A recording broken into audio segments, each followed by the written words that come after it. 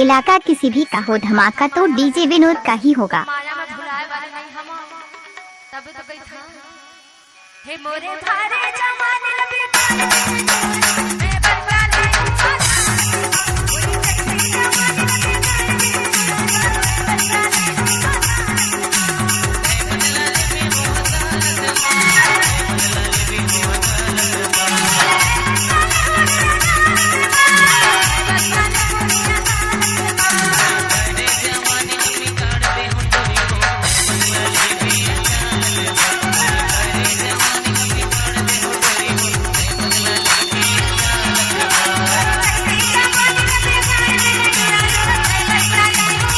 इलाका किसी भी का हो धमाका तो डीजे विनोद का ही होगा।